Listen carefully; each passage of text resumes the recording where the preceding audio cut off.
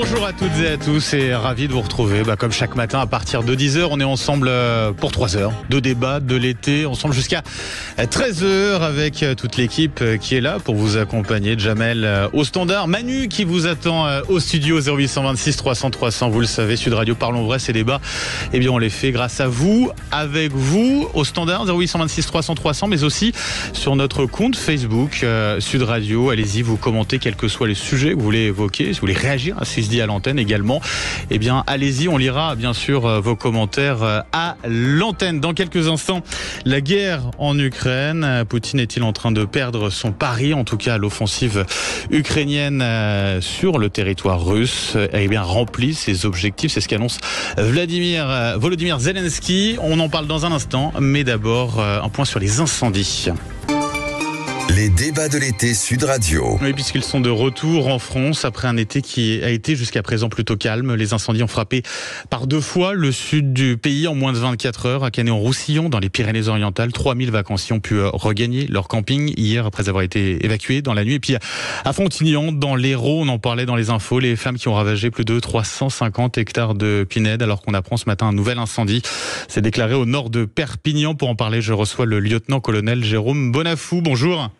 Bonjour. Et merci d'être avec nous ce matin sur Sud Radio. Vous êtes porte-parole de la Fédération nationale des sapeurs-pompiers. On va revenir sur les 2 incendies du week-end, incendie important, mais d'abord ce nouveau départ de feu, j'en parlais à l'instant, du côté de Perpignan, au nord de Perpignan. Quelle est la situation actuellement sur place, Jérôme Bonafou? Alors moi j'ai pas les dernières informations, mais ce matin j'avais comme information qu'il y avait eu un départ de feu effectivement sur Perpignan avec un peu plus de 5 hectares de brûlés. Perpignan, donc les Pyrénées-Orientales sont comme l'Hérault et le Gard en ce moment, donc soumis à un risque feu de forêt assez élevé, d'une part par rapport à la sécheresse, mais également par rapport au vent, parce qu'on a un vent donc assez soutenu, notamment moi j'exerce dans l'Hérault où on a eu le feu sur Fontignan. Donc on a des conditions météorologiques qui sont très défavorables en ce moment et qui sont propices malheureusement à l'éclosion des incendies. C'est-à-dire qu'aujourd'hui encore, grande prudence et des massifs peut-être encore interdits d'accès, j'imagine, aujourd'hui, dans le sud de la France? Alors, exactement. Les massifs peuvent être interdits d'accès. Parce que vous savez que l'État, depuis maintenant un peu plus de 2 ans, a mis une carte de vigilance des risques feux de forêt qui est accessible à tout public, et le préfet, lorsqu'il y a un risque assez marqué, donc interdit l'accès. Donc c'est très important, parce que c'est très bien que dans les massifs forestiers, notamment l'été, quand on recherche des coins à l'ombre, on peut avoir donc des randonneurs qui se promènent. Certains peuvent donc malencontreusement jeter un mégot, d'autres peuvent faire des barbecues. Donc comme on le dit, il y a mieux vaut prévenir que guérir. Donc en plus, il y a une signalétique qui est mise en place maintenant pour informer le public qu'il y a un risque feu de forêt important. Donc ce sont des mesures qui vont dans le bon sens. Parce que le plus important, c'est éviter qu'un incendie n'éclot. Voilà. Oui, c'est important, vous avez raison, Jérôme Bonafou, de rappeler, de rabâcher ces conseils de prévention. Ils sont cruciaux, capitaux. C'est important de le rappeler aussi. 9 incendies, feux de forêt sur 10 sont d'origine humaine. Ça, c'est un chiffre qu'il est capital de rappeler, effectivement, Jérôme Bonafou. Tout à fait, 90%, vous l'avez bien dit, sont d'origine humaine. Alors ça peut être... donc on a eu quelques départs de feu dernièrement avec des travaux agricoles, parce qu'il faut bien que malheureusement les agriculteurs travaillent, mais lorsqu'on a des conditions donc explosives, avec une sécheresse très avancée et du vent, donc ça peut vite dégénérer, mais aussi ça peut être, comme je disais tout à l'heure, personne qui va jeter son mégot, quelqu'un qui va faire un barbecue et qui va laisser partir les cendres, ou même on a des feux aussi suite à des feux de véhicules en bordure de route qui peuvent propager un incendie rapidement. Ce qui est très important, cette période à risque, c'est dès qu'on voit une fumée qui est un peu suspecte, c'est de le signaler en composant le 18 ou le 112, parce que plus vite on aura l'alerte, plus vite on peut engager les secours et moins le feu va le développer. Ce qui est important, c'est que en France, on a une stratégie de lutte contre les feux de forêt qui est probablement unique dans le monde. C'est une attaque, ce qu'on appelle massive des feux. C'est-à-dire que pour tout feu, on va envoyer, alors ça a été le cas dans l'Hérault, mais c'est aussi le cas ce matin sur le feu d'Espiral, ouais. dans Perpignan. On engage des moyens terrestres et des moyens aériens, parce qu'on sait que plus vite on va maîtriser le feu, moins il va s'élargir, et moins on a de chances qu'il devienne. C'est ce qui a permis, notamment du côté de Frontignan, d'éviter le pire, quoi. Alors c'est ce qui a permis d'éviter le pire, parce que je vais vous donner un chiffre, sur Frontignan, il y a eu 160 largages de Canadair. Donc vous imaginez, c'est énorme. Il y avait la chance que il y avait un plan d'eau qui était à côté, mais ça veut dire que pendant un peu plus de 3 heures, toutes les 5 minutes, vous aviez un avion bombardier d'eau, un Canadair, qui déversait 6 tonnes d'eau. Donc ça, avec l'action au sol, ça a permis que le feu ne s'élargisse pas, et ça a permis de contenir le feu et de l'arrêter sur les maisons aux portes de Frontignan. Aujourd'hui, la situation, là, ce matin, elle est maîtrisée. Le feu est maîtrisé. Il y a quand même encore des pompiers qui restent sur place avec des points chauds, peut-être toujours présents. Bien sûr, le feu est maîtrisé. Vous l'avez dit, le problématique de ces grands feux, c'est qu'on a toujours des points chauds, c'est-à-dire que on a ce qu'on appelle des points chauds qui sont souterrains souvent et qu'il faut aller détecter avec des caméras thermiques. Donc on utilise soit des caméras thermiques ou des drones, et il faut aller gratter parce qu'on sait que ce sont des points chauds qu'il y a sur l'interface entre la partie brûlée et non brûlée, et on sait que s'il y a du vent, ces points chauds peuvent se réactiver et donc refaire partir l'incendie. Donc il y a toujours un dispositif sur le feu de Frontignan qui est en surveillance, et depuis hier, ils ont traité pas loin d'une dizaine de reprises de feu. Ce sont des petites reprises, et ils ont traité un peu plus d'une 60aine de points chauds. Voilà. Et de nouveau ce matin, au lever du jour, on a envoyé l'équipe drone des pompiers de l'Hérault pour voir s'il n'y avait pas de nouveaux points chauds. L'utilisation de ces drones, c'est une nouveauté depuis quelques années pour les pompiers. C'est d'une grande utilité. C'est une très très belle avancée technologique, puisque ça permet d'une part, avant même de détecter les points chauds, si on n'a pas d'hélicoptère, de faire une reconnaissance aérienne, parce que c'est toujours plus intéressant d'avoir une vue du feu en hauteur, mais c'est surtout, comme vous dites, après le feu, ça permet d'éviter les reprises. Donc beaucoup de départements maintenant en sont équipés et l'utilisent systématiquement grâce à cette caméra thermique qui permet donc d'orienter les secours, puisqu'avant on travaillait comme ça sans savoir exactement où c'est qu'il y avait les points chauds. Maintenant, on non seulement les identifie, mais ça permet donc de gagner du temps et donc de concentrer les moyens où il y en a besoin. Pour avoir une idée, on dispose du côté des pompiers de combien de drones à peu près? Alors aujourd'hui, pour vous aider dans vos missions. Alors aujourd'hui, vous avez pratiquement tous les départements qui en disposent. Si vous prenez le département de l'Hérault dans lequel j'exerce, nous on a une dizaine de machines de drones. Donc ça dépend, parce que les drones ne nous servent pas que pour les feux, ils peuvent nous servir aussi pour des recherches de personnes, parce que il y a une partie, vous avez des optiques avec une caméra de vision dite nocturne qui permet de retrouver des personnes qui seraient égarées. Voilà, donc beaucoup de départements utilisent. Je vous dis, après, chaque département en est équipé. Ça dépend aussi en fonction des risques du département. Nous, par exemple, l'Hérault, on a aussi bien la plaine, la mer que la montagne. Donc, on a pris une flotte un peu diversifiée. Mais on utilise pratiquement tous les mêmes machines et c'est rentré dans les mœurs. C'est une technique qu'on a importée quand la France est partie, le premier détachement français est parti au Canada. Moi, j'ai eu la chance d'en partir. Oui. Donc on a emmené les drones et on a montré comment travailler auprès des Canadiens avec les drones. Donc voilà, notamment pour tout ce qui est détection de points chauds et relevé cartographique du feu, parce que ça nous permet aussi de faire précisément le contour du feu. De nouvelles technologies qui sont de plus en plus présentes en matière de prévention d'incendie, de feux de forêt. Je crois du côté de l'Hérault notamment, il y a un dispositif de caméras de surveillance très précis pour vous aider. Oui, ce sont des caméras numériques. Donc de levée de doute qui nous permettent de faire des visées, elles quadrillent tous les départements. Elles nous permettent elles sont mises sur des points hauts. Elles ont l'avantage d'avoir immédiatement, lorsqu'on a l'appel 18, on a une salle qui est dédiée à la gestion des feux de forêt, puisqu'on a un département qui est soumis au risque de feux de forêt.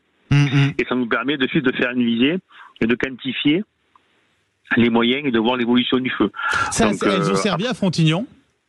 Ah oui, je peux vous dire qu'elles ont énormément servi à Frontignan et on a vu de suite que c'était un feu qui était attisé par un vent assez fort. faut savoir que sur le feu de Frontignan, on a eu de sautes de feu très importantes, mais on a eu une vitesse de propagation sur certains endroits où le feu a dévoré 4 km par heure. Je ne sais pas si vous imaginez, énorme, mais il fait 4 km à 1 heure, donc ce qui est énorme. Ça veut dire que nous, il faut qu'on adapte systématiquement notre dispositif.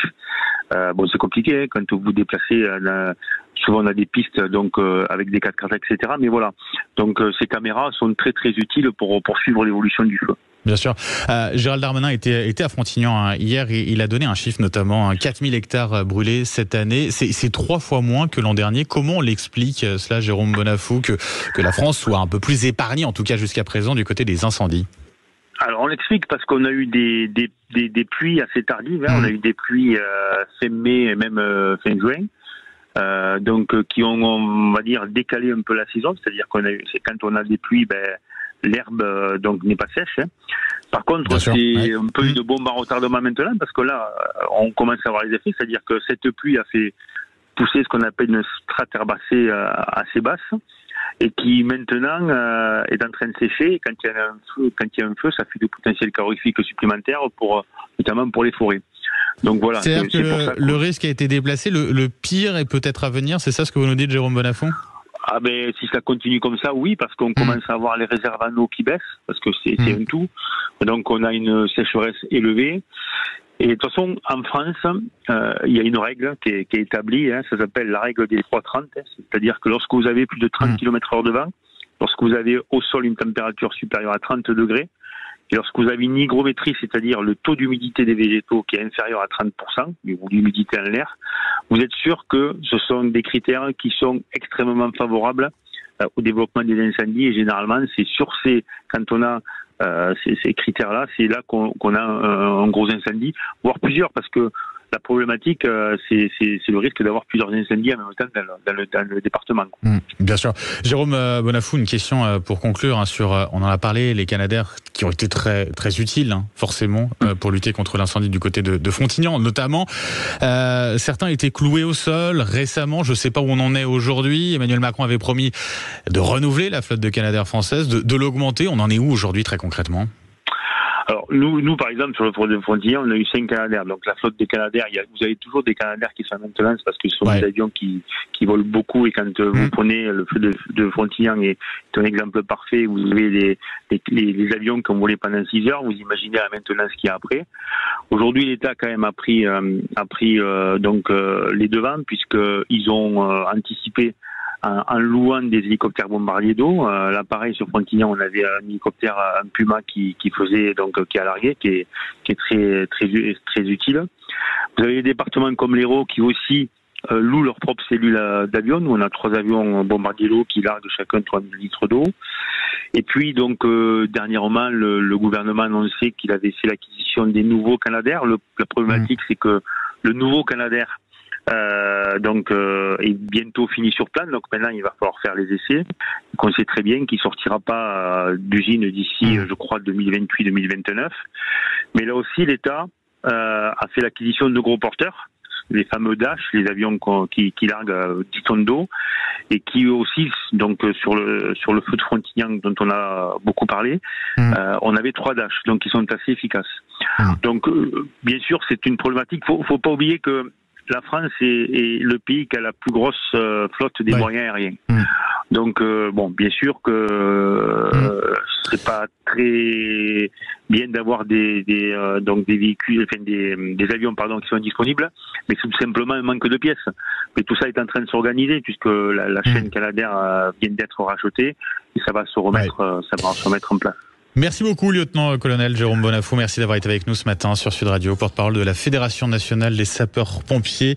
Bon courage d'ailleurs, on pense à l'ensemble des pompiers mobilisés, notamment dans la lutte contre ces incendies et notamment du côté du nord de Perpignan. On aura l'occasion de faire le point. Progressivement, heure par heure, on verra cela tout à l'heure sur cet incendie, on vous dira tout. Allez, Sud Radio à 10h17, dans un instant l'international, on fait le point sur la guerre en Ukraine, l'offensive qui met à mal Vladimir Poutine et puis les espoirs de paix qui semblent s'amenuiser radicalement. C'est à suivre sur Sud Radio, à tout de suite. Sud Radio. Sud Radio. Parlons vrai. 10h-13h. Benjamin Glaise. Sud Radio, il est 10h20. La réponse est sanglante. C'est un grand non. La Russie refuse de négocier. Le Kremlin fait savoir qu'il ne parlera pas à l'Ukraine après l'offensive lancée par Kiev il y a maintenant 2 semaines, tout pile dans la région de Koursk, en territoire russe. Jean de Glignassi, bonjour.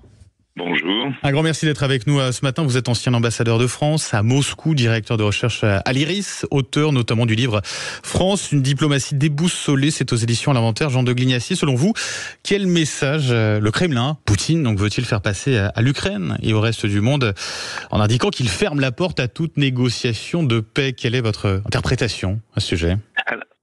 Alors, d'abord, il y a, j'allais dire, une constante de la position russe, et on pouvait deviner que Poutine ne se prêterait pas à la négociation avant d'avoir éradiqué, en quelque sorte, le gage pris par les Ukrainiens à Koursk.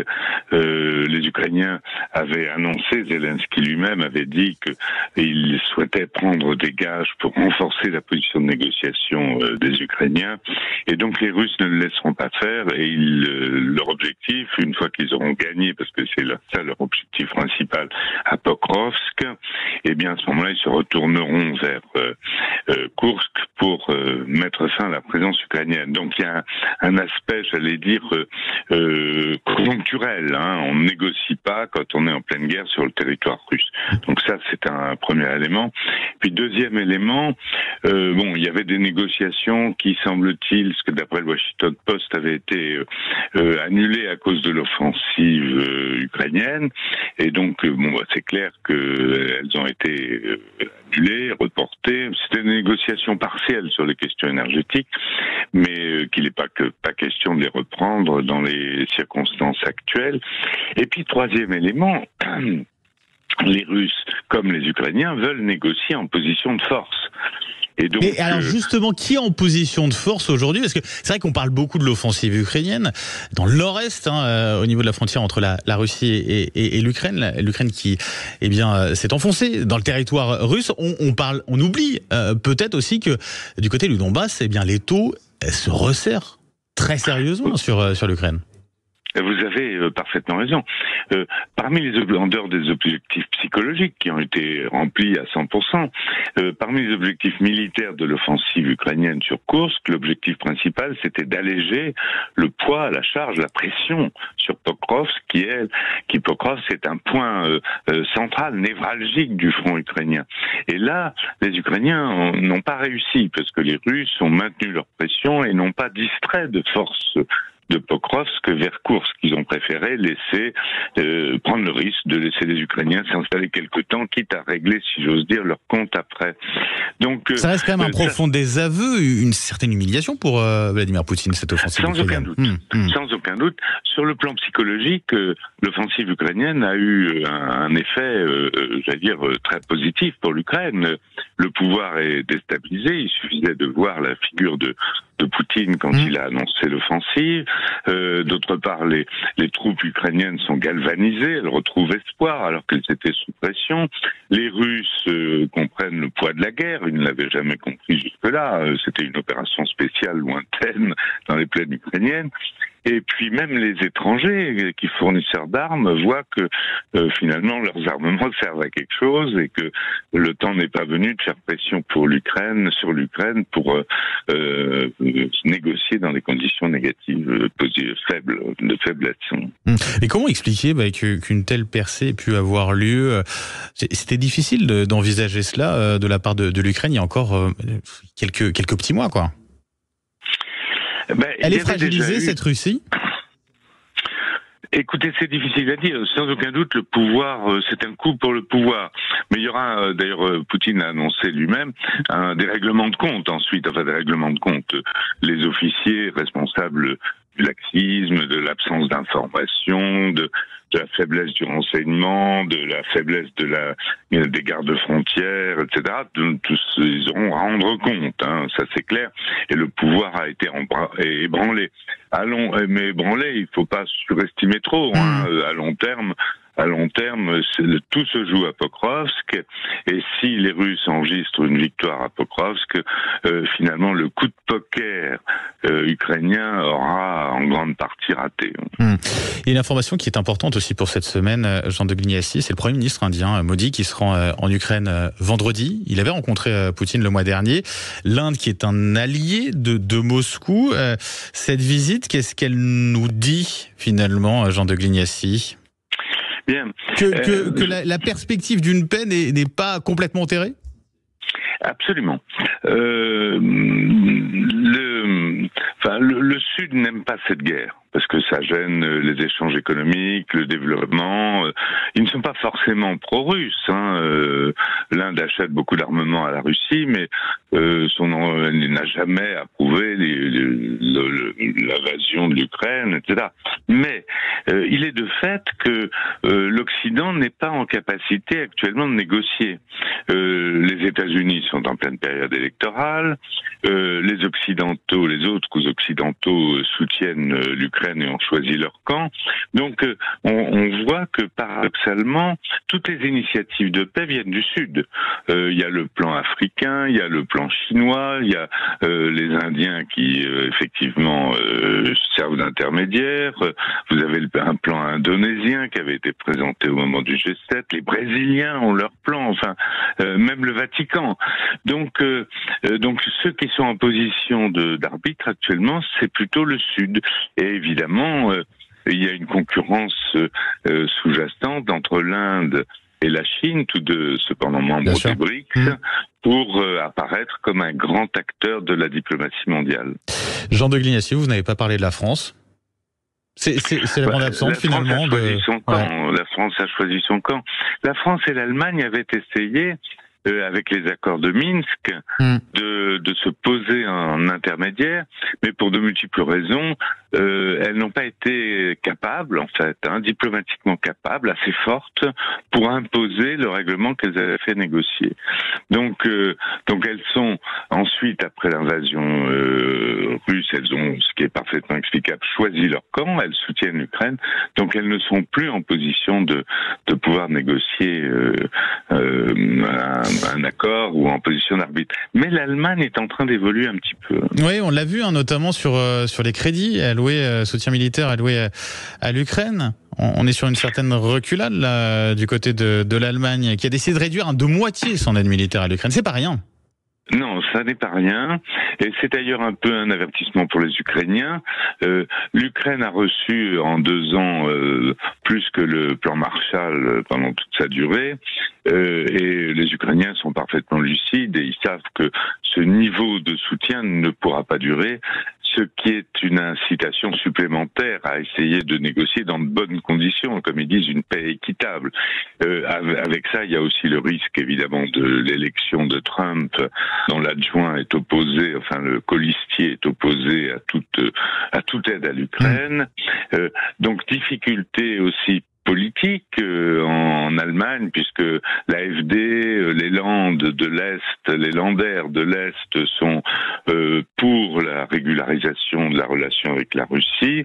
Et puis en France, il y a aussi une incertitude, puisqu'on sait que le Front National et le Nouveau Front Populaire ne sont pas enthousiastes, même s'ils ne le disent pas trop fort, pour le maintien de cette guerre. Mais de toute façon, pour l'Allemagne ne renoncera pas à l'aide, elle passera par des canaux internationaux, mais elle sera tentée, elle s'est lancée d'ailleurs, mais voilà, et en essayant d'utiliser les avoirs russes pour garantir en quelque sorte de nouveaux prêts, en utilisant l'Union européenne dont elle est le principal donateur.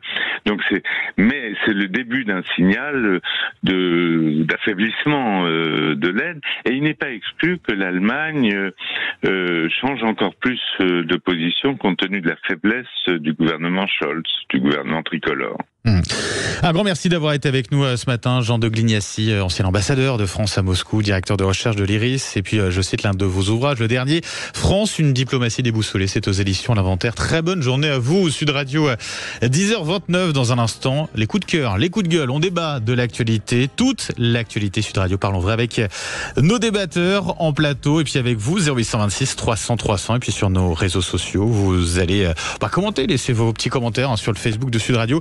Notamment, je lirai vos messages. Et puis, tenez, cette question, notamment, le nouveau Front Populaire vit-il en ce moment, ces dernières heures? On y répond juste après ça. Sud Radio, votre attention. Nous rejoindre dans quelques instants. On commence, messieurs, avec, sans plus attendre, avec les coups de cœur, les coups de gueule, beaucoup de coups de gueule ce matin, décidément.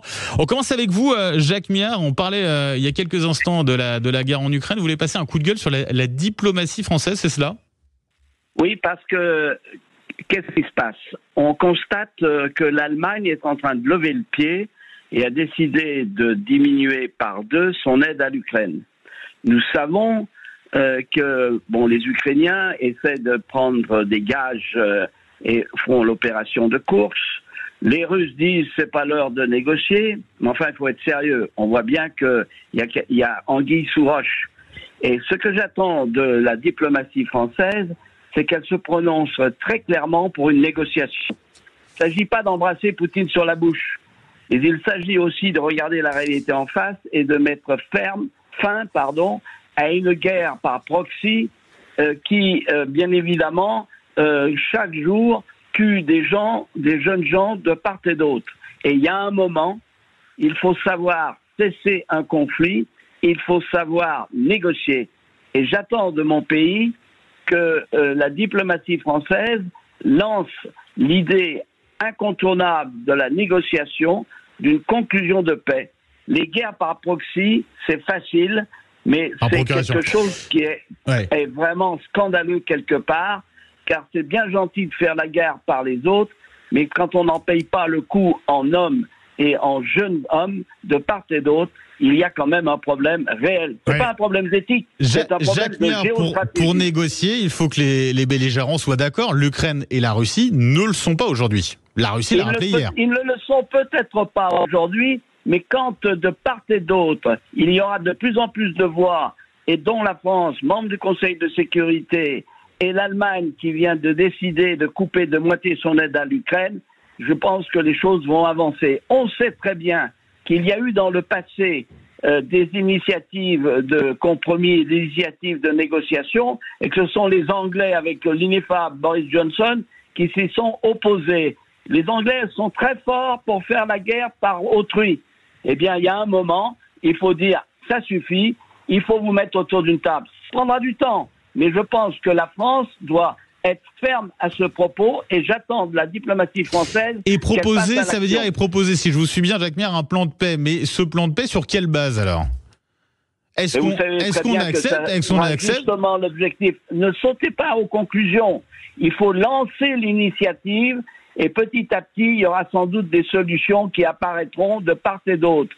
Il y aura certainement un compromis, mais il y a toujours un compromis lorsqu'on veut effectivement mettre fin à une guerre qui a coûté aujourd'hui et qui continue de coûter beaucoup d'hommes et notamment de part et d'autre. Je le répète, il ne s'agit pas d'embrasser Poutine sur la bouche, il s'agit de prendre la réalité en compte, sinon de toute façon on aura un conflit qui risque de durer des mois et qui aboutira à la fin à un compromis, on le sait très bien.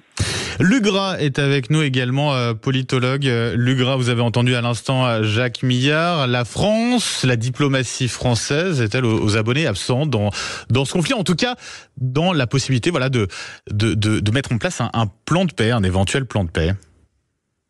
Bonjour à tous. Bonjour Jacques. Moi, je ne peux pas être contre l'idée du dialogue, bien sûr. Mais encore faut-il, pour pouvoir dialoguer, être deux. Et il y a un vieux principe gaulliste qui, je sais, sensible à Jacques, c'est la liberté des peuples à disposer d'eux-mêmes.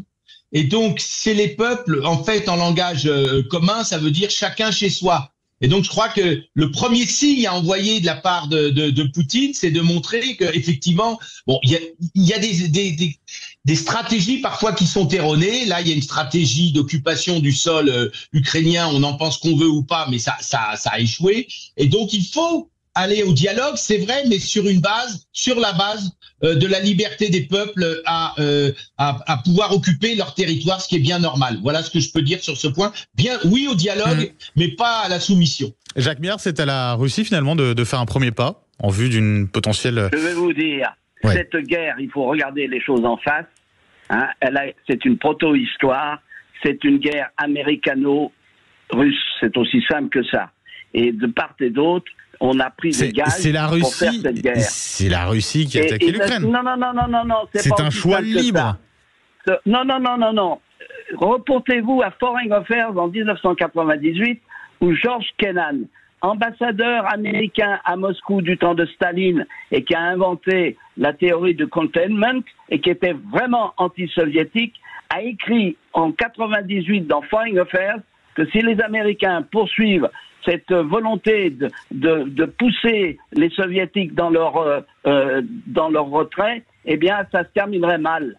Donc, il ne faut pas croire la propagande occidentale, ni d'un côté, ni de l'autre. Nous devons avoir une politique d'indépendance. Et cette politique d'indépendance nous oblige aujourd'hui à mettre sur la table d'indépendance ou une politique pro-russe, Jacques Miard ? À pousser des initiatives pour arriver à un compromis. Une politique d'indépendance ou une politique pro-russe, Jacques Miard ? Mais il ne s'agit pas d'être pro-russe. Est-ce que j'ai une tête de pro-russe ? Je suis gaulliste depuis Vercingétorix. Je me suis toujours battu pour l'indépendance de la France. Mais il est clair aujourd'hui que c'est pas bleu-blanc. Il faut le reconnaître. C'est une affaire qui a commencé en 1919 lorsque les Allemands ont poussé les Polonais avec l'aide à se révolter contre les Ukrainiens. Et donc il y a une proto-histoire à cette affaire. Donc il faut la prendre en compte. Ce n'est pas une affaire simple. Ce n'est pas une affaire qui a débuté hier matin avec l'attaque des Russes sur le Donbass parce que de l'autre côté, les Ukrainiens avaient refusé d'appliquer les accords de Minsk, dont on nous a dit, comme par hasard, après, que c'était les Minsk avaient pour un seul objectif de permettre aux Ukrainiens d'être armés pour attaquer les Russes. Il y a un moment, les faux culs, ils sont de part et d'autre. Lugras, ça vous a fait réagir, j'entendais. Non mais oui, parce que bon, sur Minsk, Jacques Miard a parfaitement raison. Ça a été une stratégie d'éloignement du danger. Il a parfaitement raison. Sur le reste, je peux pas m'empêcher de me dire, en reprenant les propos de Jacques Miard, que les Russes sont de piètres stratèges. Ils donnent des arguments aux Américains en rentrant sur le territoire ukrainien. Alors on peut dire que c'est une vieille histoire, que les Américains exploitent au maximum la situation aujourd'hui, ce qui est juste. Mais enfin, que n'ont-ils donné des possibilités aux Américains d'agir ainsi en envahissant l'Ukraine? Enfin, c'est quand même, au niveau stratégique, c'est une évidence. Et puis, dernier point, on prend du recul.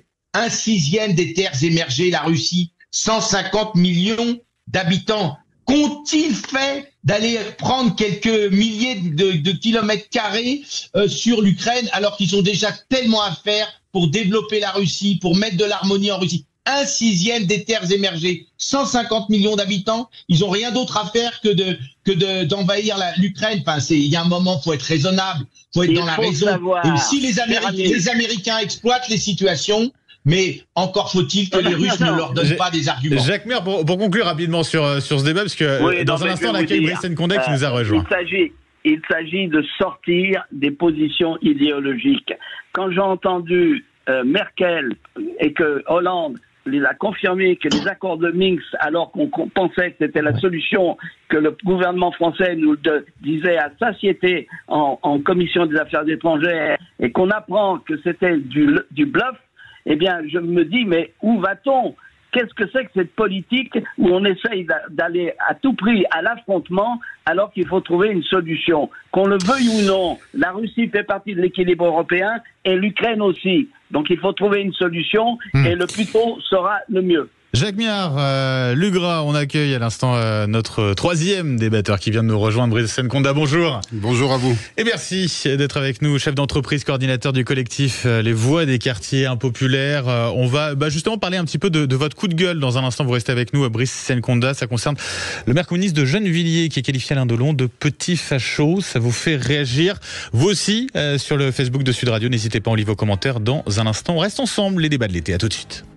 Sud Radio. Parlons vrai. 13h, Benjamin Glaise. Ah oui, les débats de l'été qui ont débuté depuis un quart d'heure. Ça a été franc, direct, et il y a quelques instants à propos de la guerre en Ukraine entre Jacques Miard et Lugras. Jacques Miard, maire de Maison Lafitte, Lugras, politologue, et puis également présent avec nous, il nous a rejoint Brice Senconda, chef d'entreprise, coordinateur du collectif Les Voix des quartiers impopulaires. Vous gardez la main, tenez, sur un coup de gueule. Là aussi, un coup de gueule concernant le maire de Gennevilliers, c'est cela ? Oui, tout à fait, Benjamin. Mon coup de gueule porte sur le tweet qui a été fait hier, je crois, du maire de Gennevilliers, le maire actuel Patrice Leclerc, qui s'est fendu d'un tweet empreint de mépris, où il met précisément Delon, un petit facho qui faisait bien du cinéma. Et en fait, moi, le coup de gueule que je porte, c'est sur le fait que il aurait, lui, mieux fait de garder le silence et de ne rien dire, de s'abstenir, pour plusieurs raisons. Tout d'abord parce qu'il y a une période de deuil. Il y a le respect pour la douleur de la famille. C'est une épreuve. Donc ça, c'est un premier point. Le deuxième point, c'est que c'est Alain Delon, on peut aimer ou pas la personne qu'il était en dehors de son art, mais c'est quand même quelqu'un qui est dans le patrimoine historique français et qui méritait d'avoir un peu plus de respect que lui a témoigné Patrice Leclerc. Donc en fait, il aurait dû quelque part faire comme la plupart, la quasi-totalité des responsables politiques, tout comme d'ailleurs Fabien Roussel du Parti communiste, qui a loué la carrière de l'acteur, mais qui s'est abstenu, qui a fait preuve de retenue quand il s'est agi de qualifier le positionnement politique d'Alain Delon. En plus de ça, ce que je regrette, c'est qu'il donne une mauvaise image de la ville de Gennevilliers, où on a une population qui est vraiment dans l'ouverture, qui fait preuve à la fois de diversité et d'unité. Et en fait, c'est un mauvais signal qui est envoyé.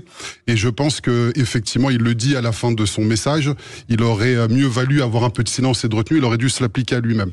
Donc voilà le coup de gueule que je voulais formuler aujourd'hui. Ouais, je lis son tweet. Delon, un petit facho qui faisait bien du cinéma, un peu de recul ou de silence, mais pas dommage déplacé. Ce sont ces mots. Jacques Miard, c'est un tweet, un message qui vous choque, ou vous aussi c'est totalement inopportun et ça ne grandit pas l'auteur de ce gazouillis, pour parler le français. Parce que effectivement, il y a un moment, la mort, qu'on le veuille ou non, c'est l'énigme pour tout le monde. Et donc, en l'occurrence, que Delon ait eu, je dirais, on le sait, des affinités politiques qui plaisent pas à certains, je peux parfaitement le comprendre. Mais il y a un moment... Ses amitiés, effectivement, son amitié avec Jean-Marie Le Pen. C'est inopportun et ça ne grandit pas l'auteur de ce gazouillis. Lugras, réaction aussi à cela. Il vous choque ou pas ce tweet ? Oui, je suis d'accord. Il est choquant. D'abord, ce qu'on retient d'Alain Delon, c'était un grand acteur. C'est ça qu'il faut retenir. C'est un grand acteur. Après, c'est vrai qu'à titre personnel, je suis toujours réservé quand les gens sortent de leur spécialité pour aller ailleurs et faire part de leur choix politique. Je vois pas quelle légitimité il y a. Mais pour rester sur quelque chose de plus positif, il l'a traité d'apprenti facho. Le apprenti facho, à l'heure où tout le monde traite tout le monde de facho, c'est qu'il est même pas facho. Donc, vous voyez, c'est vraiment dérisoire. Je suis tout à fait d'accord avec ce qui a été exprimé. C'est dérisoire. Delon est d'abord un grand acteur dont il faut saluer la mémoire. On a pas mal de commentaires effectivement en ce sens aussi sur le Facebook de Sud Radio. Continuez. Terminons avec votre coup de gueule justement, Lugras. Alors on parlait du maire de Gennevilliers. On parle de politique avec vous. Avec un coup de gueule. On parle de politique parce que je me suis dit que les Français en ce mois d'août 2024 devaient être sidérés par le décalage qu'il y a entre le jeu politique et leurs préoccupations quotidiennes. Je prends Jean-Luc Mélenchon, à 73 ans, c'est tout à fait légitime, il n'a qu'une seule obsession, c'est d'aller à la présidentielle. Mais que n'ont-ils lancé, Madame Castet, dont chacun sait qu'elle ne sera pas nommée par Macron. Puis maintenant, il nous sort l'article 68, dont chacun sait qu'il est inapplicable. Je ne parle pas non plus Monsieur Wauquiez qui est dedans, tout en n'étant pas dedans, tout en voulant faire partie, tout en se préparant pour la présidentielle également. Je ne parle pas du salmigondi, comme aurait dit Raymond Barre, du centre dont plus personne ne sait qui est avec qui, etc. Je parle pas de Macron qui, dans une dissolution d'humeur, dissout, alors qu'il avait dit qu'il ne le ferait pas à la suite des européennes, il dissout et il n'en tire pas les enseignements lui-même de manière gaulliste en partant lui-même, parce que la réalité c'est que le pays est bloqué et que la seule solution ce sera une nouvelle présidentielle pour en sortir. Tout ça, je me dis que quand les Français sont en proie à des difficultés financières, la rentrée, les problèmes d'insécurité qui demeurent pour beaucoup, en tout cas le sentiment d'insécurité, je me dis que finalement pour honorer justement la mémoire d'Alain Delon, il faut vraiment qu'en politique tout change pour que rien ne change. Mais il y a une seule chose qui ne change pas, c'est que les marchés financiers actuellement continuent de tourner sur la base des réformes qui ont été faites par M. Macron et qui sont bien contents que rien ne change. Brice Nkonda, une forme d'indécence peut-être de la part de la classe politique aujourd'hui ? Ouais, en fait, on a l'impression que le microcosme politique est enfermé dans des schémas anciens. Et dans l'ancien, il y a des bonnes choses. Il y a des choses qu'il faut conserver. C'est-à-dire qu'avant, en fait, les gens avaient des repères idéologiques clairs. Et c'est vrai que depuis l'échec du bipartisme et l'arrivée de Macron qui s'est présenté en sauveur, on voit qu'il a rien sauvé du tout. Parce que ce qu'il a amené, il s'est positionné au centre sans être centriste. Il a pris un peu à gauche au début et beaucoup à droite après. Et en fait, on voit que les gens sont perdus idéologiquement. Et on se rend compte que la constitution des trois blocs, finalement, ne permet pas de dégager une majorité claire. Donc là, on se retrouve dans une sorte de triangle des Bermudes, où quel que soit le bloc qui prend le leadership, finalement, on n'a pas de majorité absolue. Donc en fait, on est vraiment dans une situation où je suis d'accord, comme ça a été dit, il n'y a a priori que la présidentielle qui permettrait de régler les choses de manière très nette.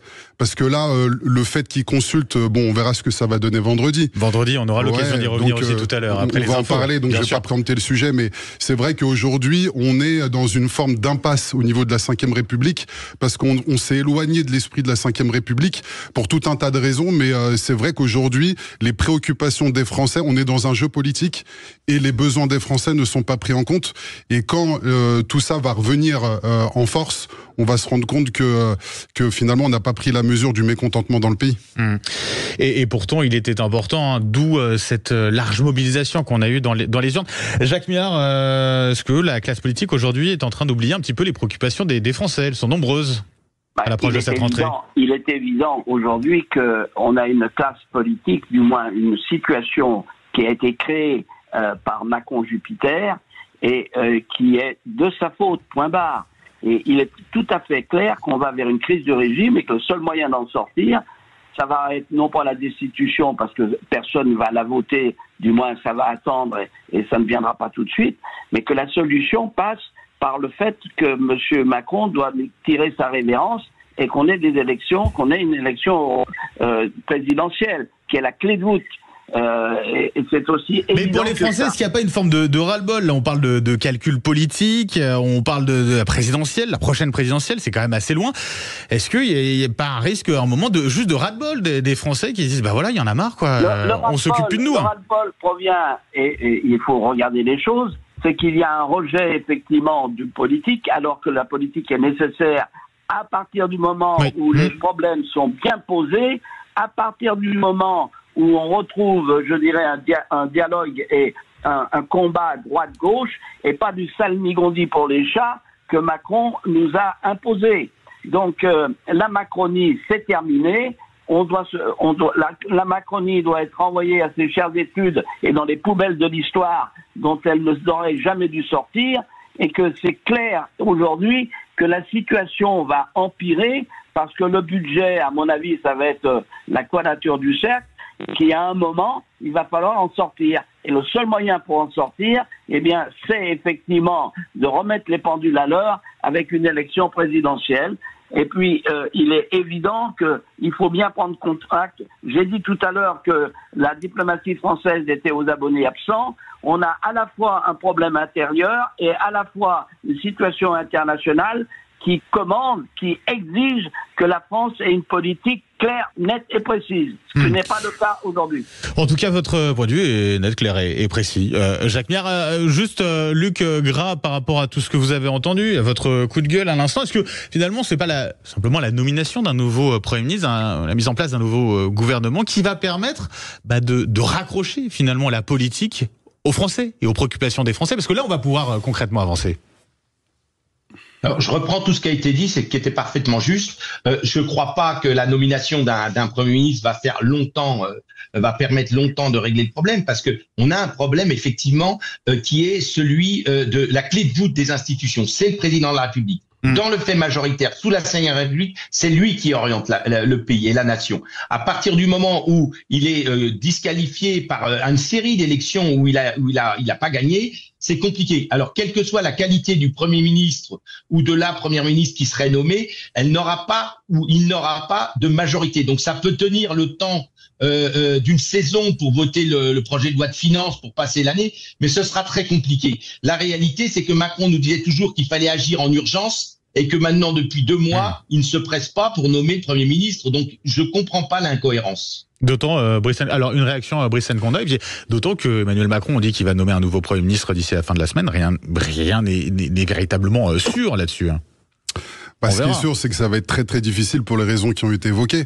Après, ce que j'ai envie de dire, c'est que effectivement, comme le dit Jacques Miard, il faudrait revenir à quelque chose qui donne des repères, c'est-à-dire le schéma droite-gauche de l'époque donnait des repères. Donc je pense que dans une certaine mesure, il faut revenir à ça. Mais dans une autre mesure, au-delà de la question des personnes et de l'architecture institutionnelle qui nous met aujourd'hui dans le bourbier, parce qu'aujourd'hui on suit la voie institutionnelle, mais ça nous emmène dans l'impasse. Donc il y a quand même le sujet de rénover idéologiquement. J'ai pas l'impression que les partis politiques fassent ce travail de rénovation idéologique. De revenir véritablement aux idées.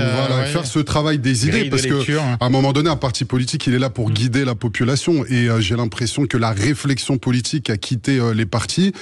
Pendant un temps, on les a un peu outsourcés dans les think tanks, qui sont devenus des do tanks, etc. Mais aujourd'hui, j'ai l'impression que c'est vraiment le sujet de qui va prendre quelle place. On l'a vu avec le nouveau Front populaire. C'est un cartel électoral. Et on oublie les Français, on oublie les idées, les mesures qu'on met en place.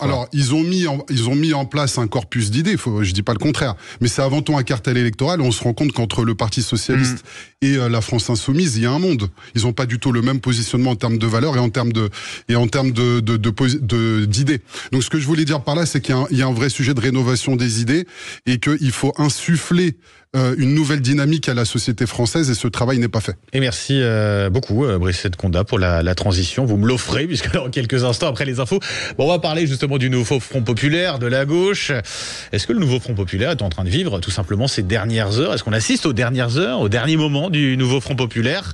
On va y répondre avec vous, Brice Nkonda, Luc Gras et Jacques Miard. On vous retrouve les débats de l'été à suivre juste après les infos, et puis avec vous 0826 300 300 et nos réseaux sociaux Sud Radio. Sud Radio. 13h, Benjamin Glaise. Oui, il est 11h passé de 3 minutes. J'espère que vous êtes en forme. Pour débattre avec nous. Vous êtes déjà quelques-uns à le faire via nos réseaux sociaux. Sur le Facebook de Sud Radio, ça échange pas mal. Et puis, vous nous appelez 0826 300 300 si vous voulez réagir à l'actualité, quelle qu'elle soit. Sud Radio, parlons vrai avec nos débatteurs pour ces débats de l'été. Ce matin, Jacques Miard, maire de Maisons-Laffitte, Brice Nkonda, chef d'entreprise, coordinateur du collectif Les Voix des quartiers impopulaires, et puis Luc Gras, politologue. On en vient à cette question dans le prolongement de notre débat précédent. Le nouveau Front Populaire est-il en train de vivre ces dernières heures? Le chef de l'État doit s'entretenir avec les différents chefs de parti et de groupe vendredi, dans l'optique de nommer, on ne sait pas quand, l'Élysée nous dit rapidement dans la foulée, un nouveau Premier ministre. En attendant, la gauche se divise, des divisions qui éclatent au grand jour. Notre journaliste Jules Boschirelli nous a rejoint. Bonjour Jules. Benjamin, bonjour à tous. Fait important, hier, la candidate du nouveau Front Populaire, Lucie Castet, semble avoir pris ses distances avec les Insoumis, notamment avec leur menace brandie de destitution à l'égard d'Emmanuel Macron. Oui, mon sujet, ce n'est pas la destitution, mais la cohabitation. C'est ce qu'a déclaré Lucie Castet hier sur BFM pour balayer la proposition de la France Insoumise. L'option institutionnelle la plus simple pour répondre à une nomination d'un gouvernement qui ne correspondrait pas aux résultats des élections, c'est de censurer ce gouvernement. Donc je pense que c'est l'option la plus crédible et qu'il faut privilégier. plutôt qu'une destitution. Car ce que veut Lucie Castet avant tout, c'est répondre à l'urgence sociale et démocratique que connaît la France. C'est d'ailleurs pour cette raison que celle qui est proposée par le NFP comme Premier ministre ne penche pas en faveur de la destitution d'Emmanuel Macron. Ça fait bientôt 2 mois que le résultat des élections législatives est connu. On n'a pas de gouvernement, il y a un gouvernement démissionnaire. Ce qui est absolument urgent maintenant, c'est de mettre en œuvre la politique que les Français attendent, c'est-à-dire une politique qui renforce les services publics, qui apporte des réponses à leurs questions. Et pour apporter des réponses aux Français, Lucie Castet va justement peut-être pouvoir y voir un peu plus clair. Emmanuel Macron va recevoir vendredi à l'Elysée les présidents des groupes parlementaires et les chefs des partis représentés au Parlement lors d'une série d'échanges. Et bien qu'elle ne soit pas une élue de la République, Lucie Castet est également conviée à ce rendez-vous. Merci Jules. Vendredi, c'est dans 3 jours, c'est court mais c'est long. Est-ce qu'on est en train de vivre finalement là les dernières heures du nouveau Front Populaire? On disait qu'il était mort-né, pas de divorce encore officiel. Mais on sent clairement que les divisions là sont de plus en plus importantes. Lugras, on est véritablement en train de s'orienter vers un divorce officiel consommé au niveau du Front Populaire. Vous savez, la clé de lecture, c'est Jean-Luc Mélenchon. Jean-Luc Mélenchon, il a 73 ans. Il aspire à la plus haute charge de l'État, la présidence de la République. Plus ce sera tôt, mieux ce sera. Avec cette grille lecture, vous comprenez, il a accepté Lucie Castet proposée par le Parti socialiste pour alimenter les militants pendant l'été. C'est bien l'heure. Chacun sait que Macron ne nommera jamais Lucie Castet, qui va s'attaquer notamment à certaines faut jamais mesures dire jamais. Faut jamais dire jamais avec Emmanuel Macron. Non, oui, il faut jamais dire jamais. Vous avez raison. Vous avez raison. Il nous l'a montré par le passé. Vous avez raison. Bon, enfin bref, Lucie, j'ai peur pour elle que Lucie Castet soit là pour alimenter le débat politique, donner à manger un petit peu aux médias politiques, etc.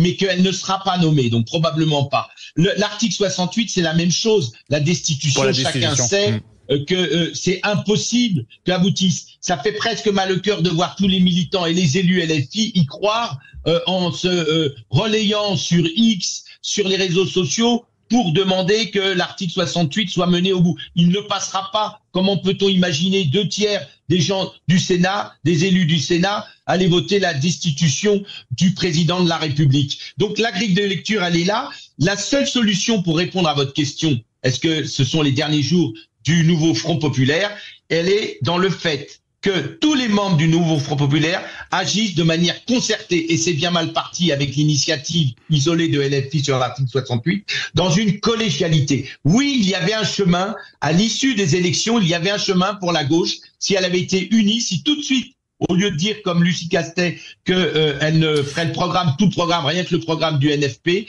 eh bien, en tendant la main, en essayant d'élargir, il y avait un chemin étroit, mais il y avait un chemin. Je crois que l'élastique, comme le disait Patrice Caner ce matin, il tire sur l'élastique. Jean-Luc Mélenchon, à un moment, ça risque de casser. Brice Condat, est-ce qu'on aura encore un nouveau Front Populaire vendredi, au moment où Emmanuel Macron recevra les différentes forces politiques? Alors j'entends parfaitement la démonstration qui vient d'être faite, qui est plutôt juste. Cependant, en fait, à côté, on n'a pas de solution évidente. C'est pour ça que j'écarte pas totalement le fait que Macron soit capable de nommer Lucie Castet. Pour plusieurs raisons. La première, c'est que il est quand même vrai qu'ils sont arrivés devant. Alors, c'est vrai que le nouveau Front Populaire se gargarise en disant on est arrivé premier, mais quand on regarde bien, ils sont arrivés premiers grâce au barrage contre le Rassemblement National et parce qu'à un moment donné, ils ont mis sous le tapis toutes leurs divergences. Donc en fait, ils sont pas arrivés premiers, et quand bien même le nouveau Front Populaire est premier, ils sont à une centaine de sièges de la majorité absolue. Donc tout ça, en fait, nous fait naviguer vers l'éphémère. On sait très bien qu'avec le vote du budget, ça va être compliqué. Donc moi, je pense que c'est quand même possible si, in fine, Macron n'a pas d'autre solution que de... Il n'y a pas de solution évidente. Alors, il y a plusieurs noms qui ont été évoqués, je pense qu'on en parlera après. Mais si aucun nom ne permet de faire consensus, et ça va être très difficile, à un moment donné, le choix par défaut, ça va être lequel?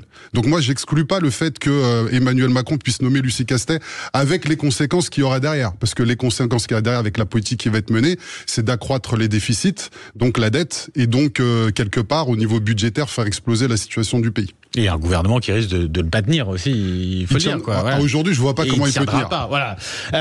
Jacques Mir, en tout cas, on parlait de Lucie Castet, elle sera reçue. Alors, c'est pas une présidente de groupe à l'Assemblée, au Sénat, ou c'est pas une présidente de parti, mais elle sera quand même reçue par Emmanuel Macron à l'Élysée. Jacques Mir, vous y croyez ou pas à cette option, Lucie Castet? Écoutez, je vais vous dire une chose. La pierre angulaire de l'action politique, c'est la cohérence. Or, le nouveau Front populaire est dans l'incohérence totale par rapport à ce qui s'est passé aux élections. Il a permis à un certain nombre de gens avec lesquels il était en combat permanent d'être réélus. J'en veux pour preuve le ministre de l'Intérieur que je connais un peu et qui n'a pas eu de candidat LFI en face de lui. Il a permis tout un tas de gens d'être battus, voire même à un certain nombre de LR, de permettre leur réélection. Tout ça, ça tient pas la route. C'est de l'incohérence totale. Donc comment voulez-vous, et ça je pense que le président de la République en est conscient, va donner, je dirais, un brin de confiance à des gens qui sont dans l'incohérence politique. C'est la raison pour laquelle je crois, comme ça a été dit auparavant sur cette antenne, que, bien évidemment, l'incohérence va aboutir à la, je dirais, non pas à la disparition, mais à des césures, à des ruptures au sein de LFI. Et d'ailleurs, les socialistes l'ont déjà dit avec force. Ouais. Donc, je crois qu'on est effectivement dans une gabegie totale. C'est un peu la commedia dell'arte et qu'il y aura un moment, il faudra en sortir par une nouvelle élection présidentielle. Luc Gras, alors je retiens cette expression de commedia dell'arte, hein, c'est une expression que vous utilisez également, Luc Gras. Juste en quelques mots par rapport à ce qui peut se produire, on verra, mais la question centrale, c'est de savoir jusqu'à quand les socialistes vont tenir finalement au sein de cette alliance du nouveau Front populaire. Pour l'instant, il n'y a pas eu de rupture officielle à ce niveau-là, mais la question qui se pose, c'est ça va arriver quand ? Alors, 2 points. Tout d'abord, par rapport à la notion de Lucile Castet, je lui souhaite bien du bonheur, mais je ne crois pas qu'elle puisse incarner une solution, dans ce sens où elle a d'ores et déjà annoncé qu'elle appliquerait le programme et tout le programme du nouveau Front populaire. Et il y a dedans, notamment, la remise en cause de la loi sur les retraites. Il y a dedans des impôts supplémentaires pour les plus riches, etc. Donc ça voudrait dire que Emmanuel Macron détricote tout ce qu'il a fait par le passé et donc se renie complètement. Donc c'est pourquoi je ne crois pas, c'est pas la personne de Lucie Castet qui est en cause, c'est ce qu'elle porte avec elle. Il n'est pas possible pour Emmanuel Macron de se contredire à ce point. Voilà. Sauf à vouloir bordéliser encore plus, et si je puis me permettre, à bordéliser encore plus la politique, la vie politique actuelle. Non, mais là, à ce moment-là, il est même plus légitime lui-même dans le fait qu'il ait été élu, puisqu'il a été élu sur ce programme-là. Oui, mais Alors, deuxième point, sur le PS. Sur le PS, je finis vite sur le PS.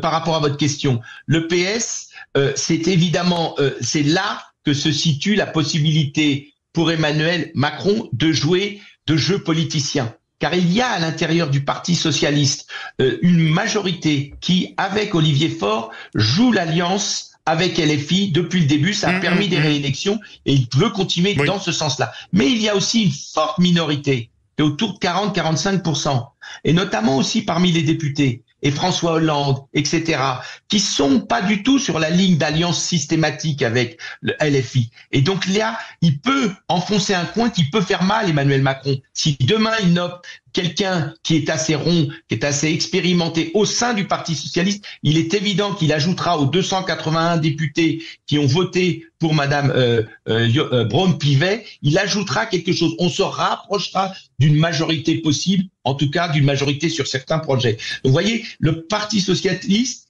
c'est un peu le retour de gauche-droite. Le Parti socialiste est en train de faire son retour. Il est vraiment à l'épicentre des enjeux politiciens que nous vivons actuellement. Brice Nkonda, vous vouliez réagir rapidement.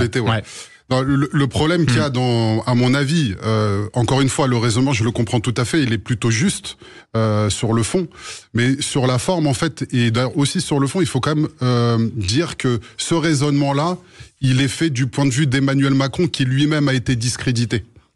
C'est-à-dire que les électeurs ont, à plusieurs reprises lors des dernières élections, dit qu'ils ne voulaient plus de la politique d'Emmanuel Macron. Donc ça veut dire que sur le fond, il faut faire autre chose. Et ce autre chose, il ne peut pas encore être porté par Emmanuel Macron et un assemblage hétéroclite. C'est ça qui est compliqué aussi. C'est qu'à un moment donné, quand on oblige les électeurs à aller aux urnes, comme il l'a fait sur un mouvement d'humeur, vous l'avez très bien dit, on peut pas ne pas tenir compte des résultats des élections. Et aujourd'hui, il est très clair qu'il y a 3/4 de la population qui est contre la politique qui est menée par Emmanuel Macron. Donc c'est là qu'il y a un hiatus dans le raisonnement. Et à un moment donné, ça, on est obligé de le prendre en compte. Après, est-ce que c'est Lucie Castet ? Oui. Oui, on va, s'il vous plaît, on va juste se retrouver dans un tout petit instant parce qu'on va continuer de toute façon le débat à ce sujet parce que au-delà de la possibilité de Lucie Castet, il existe des alternatives à gauche. On entend de plus en plus, parler du nom de Bernard Cazeneuve. Il y a aussi le maire de Saint-Ouen, dont on parle de plus en plus également et qui se positionne aussi dans cette course à Matignon. On y revient juste après ça avec vous, Jacques Miard, maire de Maisons-Laffitte, Brice Nkonda, chef d'entreprise, coordinateur du collectif Les Voix des quartiers impopulaires, Lugras, politologue. Et vous également sur nos réseaux sociaux. À tout de suite. Sud Radio. Parlons. 13h, Benjamin Glaise. Bah oui, les débats de l'été, soyez les bienvenus si vous nous rejoignez. Les débats de l'été, on parle de la politique. C'est musclé, forcément, avec nos débatteurs qui sont toujours avec nous. Je les en remercie de participer à ce débat. Forcément sur Sud Radio. Parlons vrai. Jacques Miard, maire de Maisons-Laffitte, Brice Nkonda, chef d'entreprise, coordinateur du collectif Les Voix des quartiers impopulaires. Et puis Lugras, politologue. On poursuit les débats donc sur la politique avec cette désunion de plus en plus à gauche au nouveau Front populaire, notamment ces révélations du journal Le Monde qui indique que l'option Bernard Cazeneuve pour Matignon, l'ancien Premier ministre de François Hollande, Premier ministre éphémère, l'option Bernard Cazeneuve pour Matignon a été évoquée en réunion de groupe par les députés socialistes. Jacques Miard, ça peut être une option possible ? Oui, mais le problème, il est simple. Aujourd'hui, vous posez la question quel est l'homme que le président de la République va appeler pour essayer de constituer un gouvernement. Alors ça, on n'a pas franchi cette étape et effectivement, pas mal d'options circulent. Vous venez de parler de Cazeneuve, je le connais bien. Il est suffisamment madré pour accepter ça. Mais il ne suffit pas de s'arrêter à qui. Il faut ensuite se dire pour quelle politique, quelles sont les options. Et c'est là où ça va coincer, parce qu'on sait très bien qu'on a des gens qui sont en opposition totale sur, je dirais, les options politiques. Il n'y a aucune possibilité, par exemple, de faire voter un budget qui est l'unanimité. Et on risque d'avoir immédiatement une motion de censure.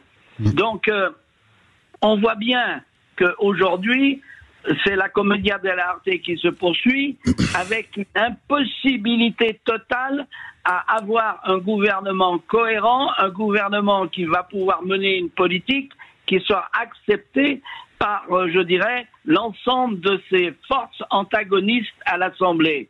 C'est pour ça que je dis que nous sommes dans une crise de régime et que ça ne va pas pouvoir continuer comme ça. Alors, heureusement, il y a encore en France une administration forte. Tout cela rappelle un peu ce que nos amis belges ont connu. C'est-à-dire qu'on a effectivement des hauts fonctionnaires, des gens qui connaissent quelle est leur mission, à savoir le service public, et qui vont continuer la politique. Et puis quand ils y auront, je dirais, un rejet du budget, ça se poursuivrait par un 12e avec la possibilité de voter les services votés. Mais il n'en demeure pas moins que ça peut pas débrouiller la vie des rats. Oui, bien sûr, mais Lugras, quand même, justement, sur cette option-là, Bernard Cazeneuve, la différence, c'est qu'on a des socialistes qui en parlent ouvertement, et donc on peut imaginer qu'un Bernard Cazeneuve pourrait justement être le trait d'union entre, on va dire, une aile gauche, centre-gauche, pouvant aller jusqu'à l'aile droite, et là on pourrait parler d'une éventuelle majorité de gouvernement possible, non ? Oui, c'est le rêve du bloc central. C'est le rêve du bloc central de mettre ça en place. Imaginez-vous une seule seconde, François Hollande, nouveau député de la Corrèze, renouvelé, ne pas voter les textes proposés par son ancien Premier ministre dont il est resté relativement proche, Bernard Cazeneuve. Évidemment pas. Donc il y a effectivement, avec la nomination d'un socialiste comme Premier ministre, une brèche qui serait ouverte dans le nouveau Front populaire et qui permettrait d'élargir la majorité. Autant prendre quelqu'un de droite n'élargira pas la majorité, autant prendre quelqu'un à gauche au Parti socialiste, dans ce qu'on appelle autrefois les partis de gouvernement, il y a une brèche à ouvrir. Donc oui, il y a une possibilité. Je voulais revenir sur ce que disait Brice Nkonda avant, là, sur l'opinion publique, qui était tout à fait intéressant. Il disait, il y a maintenant un hiatus entre Emmanuel Macron et l'opinion publique dont il va devoir tenir compte. Mais rappelez-vous, cher Brice, que de janvier à juin 2023, alors même qu'était discuté le texte sur les retraites, 70% des Français étaient contre ce texte sur les retraites. 70%. Ça n'a pas bougé d'une virgule la position d'Emmanuel Macron. Emmanuel Macron, il se découvre avec le temps encore plus. On voit bien qu'il est là pour certaines œuvres, il est là pour faire passer des réformes, donc celles sur les retraites, donc celles sur la dérégulation des marchés financiers. On le voit bien, et il ne peut pas revenir là-dessus, puisque c'est dans son ADN. Il a deux convictions. Une conviction financière et une conviction supranationale au niveau européen. C'est les deux idées qui l'animent. Pour le reste, la parenthèse Macron n'est pas idéologique. Il y a du creux idéologique, il y a une opportunité en 2017 de saisir le pouvoir, mais il ne va pas revenir sur ces deux jambes sur lesquelles il marche, que sont évidemment servir l'économie et les milieux financiers et réformer les retraites, ce qui va aussi dans ce sens-là, et le côté supranational. Votre réponse, Brice Nkonda? Ouais, non, je suis tout à fait d'accord. En fait, c'est acté qu'il y a une désynchronisation entre la volonté populaire et l'ADN d'Emmanuel Macron, c'est sûr. Après, moi, ce que j'observe quand même, c'est qu'il y a une réduction progressive de sa marge de manœuvre. Et après avoir joué avec les institutions à gogo, maintenant, on se retrouve quasi à 1 mètre de l'impasse. Donc à un moment donné, il aura plus le choix il peut continuer à jouer, mais c'est un jeu qui est très dangereux. Là, il a mis notre démocratie à genoux, et je pense qu'effectivement, le fait même de nommer Bernard Cazeneuve, ça peut être bien pour le bloc central. Je suis moi-même centriste, mais je sais pas si c'est bien comme message qui est envoyé, parce que Bernard Cazeneuve, si c'est bien ce nom-là qui va être Premier ministre, on aura effectivement un certain soutien du Parti socialiste, mais qui sera immédiatement traité de social traître par rapport à l'accord qu'ils ont passé avec le nouveau Front populaire. Donc ça va être très compliqué à gérer, et je suis pas convaincu que tous les socialistes suivent Bernard Cazeneuve. Donc je suis pas convaincu que la base électorale d'Emmanuel Macron s'élargisse autant que ça. De la même manière, si c'est Xavier Bertrand, en fait, on a effectivement quelqu'un qui a prouvé dans sa région qu'il était ouvert, qu'il était contre le Rassemblement national, tout en étant ferme sur ses positions. Mais Laurent Wauquiez l'a très bien dit, nous ne participerons pas au gouvernement. Donc que ce soit d'un côté comme de l'autre, je ne suis pas sûr que ces grandes manœuvres soient si grandes que ça. Elles sont petites, et je pense qu'en fait, il y a pas de solution. En fait, il y a pas de solution, si ce n'est, comme l'a dit Jacques Méart, à un moment donné, le fait que une présidentielle. C'est la présidentielle qui va trancher tout ça. J'aimerais qu'on ait... Oui, Jacques Méart. Oui, je voudrais intervenir parce que... Bien sûr. Je vais un peu, pas ricaner, parce que je sais que ce qu'a dit Luc est frappé au coin du bon sens au regard des soi-disant convictions de M. Macron lui-même. Il a effectivement la volonté de préserver les retraites, il l'a fait avec le 49.3, et il a une idée supranationale. Pour lui, la France, ça n'existe pas. C'est vraiment le cabri, comme aurait dit De Gaulle, de l'Europe supranationale. Mais, voilà, ce qui se passe, c'est que tant pour les retraites que pour le supranational, vous avez une majorité forte dans cette Assemblée contre. C'est-à-dire que s'il y a une réforme qui est proposée en ce qui concerne les retraites, elle a toute la possibilité d'être votée. Et donc, les belles idées de Macron sur les retraites risquent d'aller à volo. Quant à l'Europe supranationale, il n'y a que Macron pour le croire, y compris en Europe, où tout le monde veut un retour à l'intergouvernemental, notamment les Allemands. Donc il ne faut pas nous raconter des histoires. Tout ça, c'est des rêves, ce sont des utopies à la Macronie et qui va, à mon avis, bientôt cesser. Et comme l'a dit à juste titre Brice, il ne peut y avoir de solution que par le haut. Et le haut, c'est le départ de M. Macron lui-même. Jacques Millard, Brice Nkonda, Luc Gras, on reste ensemble. La suite des débats de l'été. On va partir cette fois-ci aux États-Unis. C'était cette nuit la première soirée en ce qui concerne la convention des démocrates à Chicago. Des moments forts. On va y revenir. Est-ce que les démocrates sont en train de reprendre du poil de la bête? Est-ce que Donald Trump doit s'inquiéter dans cette élection présidentielle qui va arriver vite, puisque ce sera début novembre? On en débat juste après ça.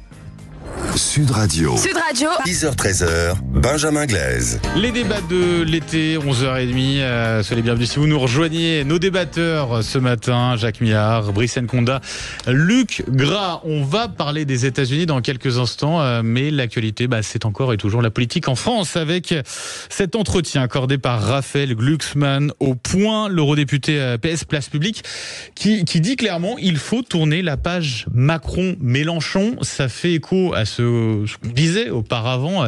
Messieurs, c'est quand même un revirement important, Brice Nkonda.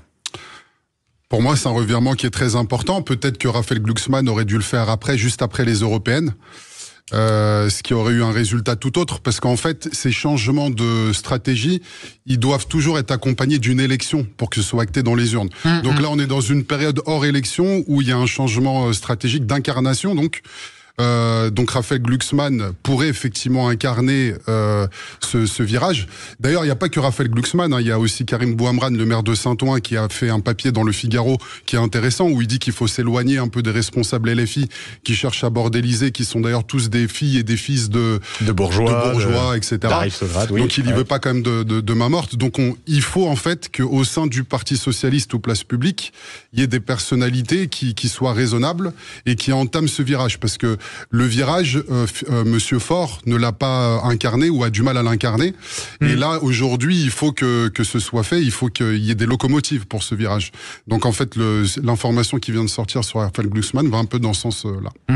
Raphaël Glucksmann qui appelle, je le dis, à tourner la page Macron et donc Mélenchon avant la présidentielle de 2027. Jacques Millard, ça vous fait réagir également?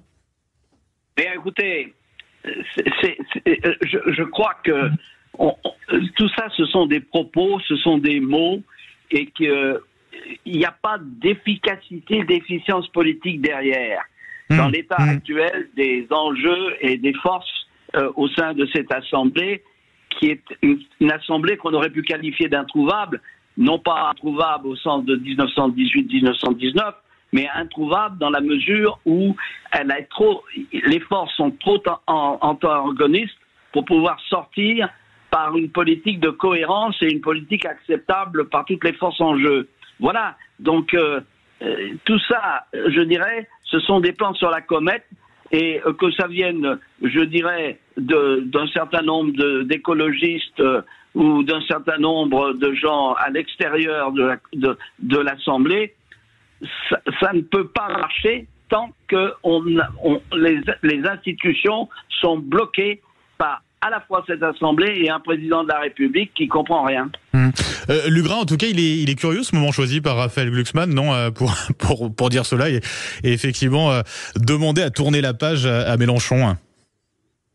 Non, mais si je voulais répondre avec un peu d'humour.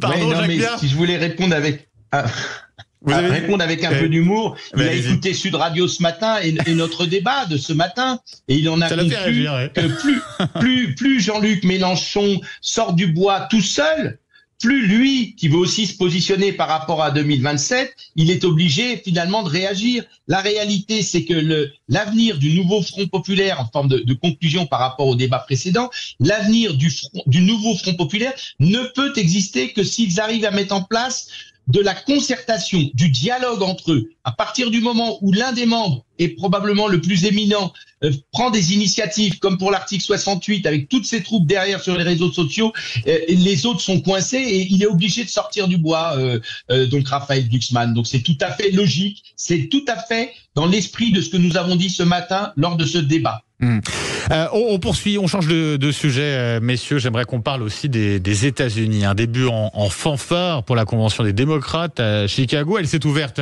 la nuit dernière. Elle doit déboucher sur l'investiture officielle, sur surprise, de Kamala Harris pour la présidentielle américaine. Le scrutin, je le rappelle, c'est le 5 novembre prochain.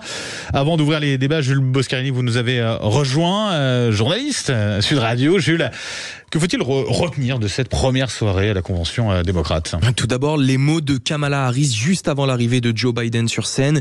Merci pour ton leadership historique, pour ta vie au service de notre nation et pour tout ce que tu continues à faire. Nous te sommes éternellement reconnaissants. L'image est forte et la réaction des partisans démocrates l'est tout autant.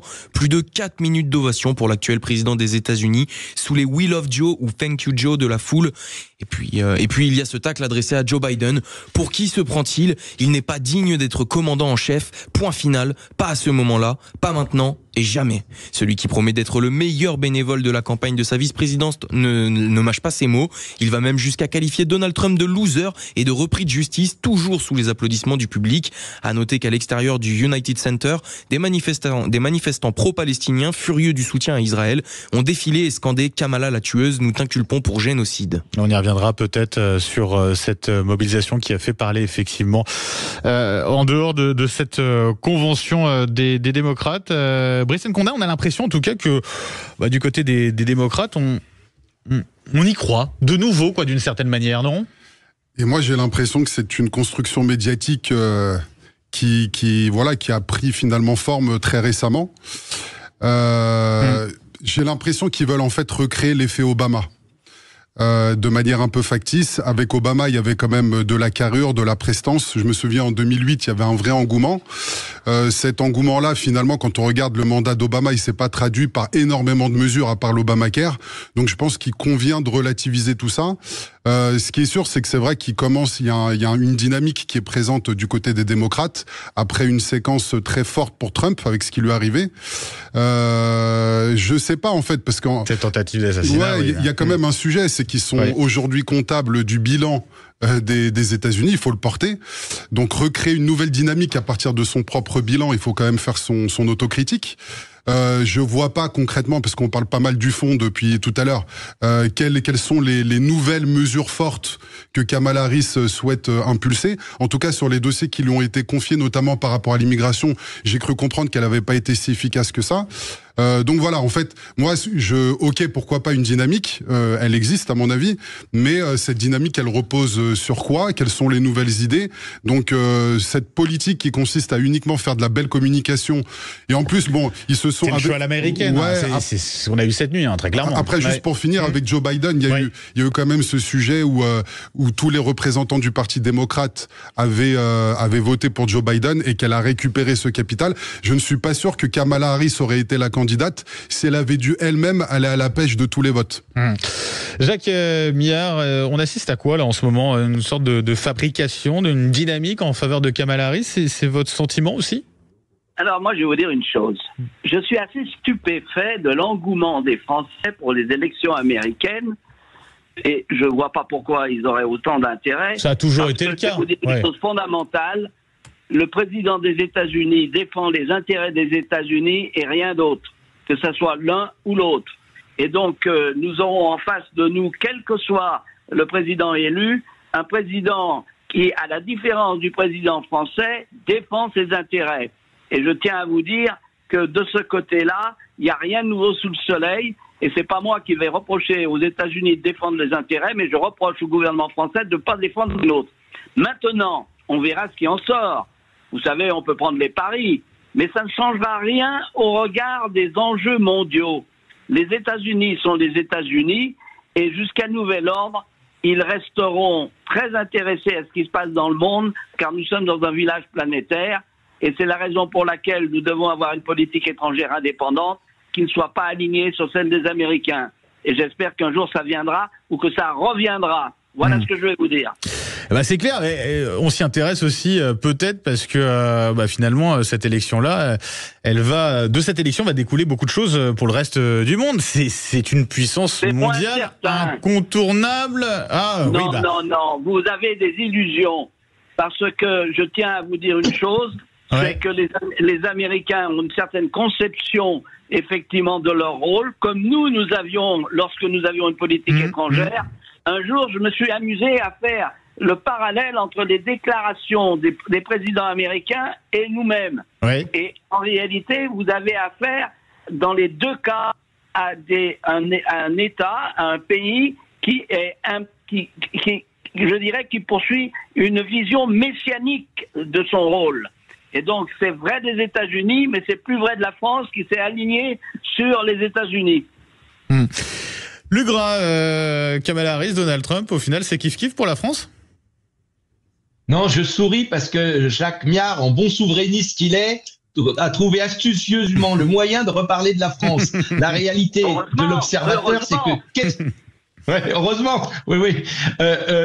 À l'observation, la démocratie américaine a toujours 2-3 ans d'avance sur la France au niveau de fonctionnement. Donc c'est presque inquiétant parce que c'est une démocratie des réseaux sociaux et des pages publicitaires.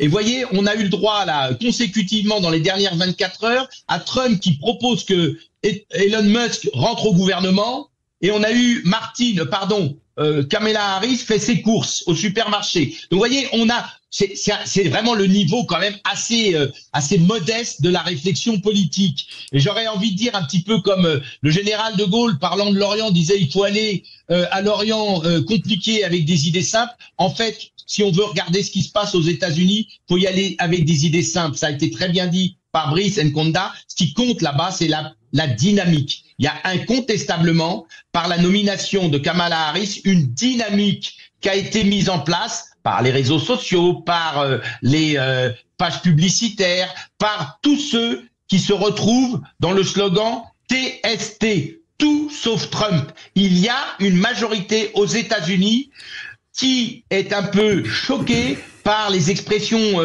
triviales, bêtasses de Trump, et il est en train de faire perdre le camp républicain parce que justement tous ceux qui sont contre lui sont en train de se rassembler. Voilà l'enjeu aux États-Unis actuellement. Quant au programme, on le connaît à peu près, on est un peu dans le New Deal avec Kamala Harris, tandis que du côté de Trump, on est plutôt du côté du transgressif. Jacques Miard, je vous redonne la parole dans un instant. Juste Brice Nkonda qui voulait réagir aussi par rapport au propos de l'UGRA.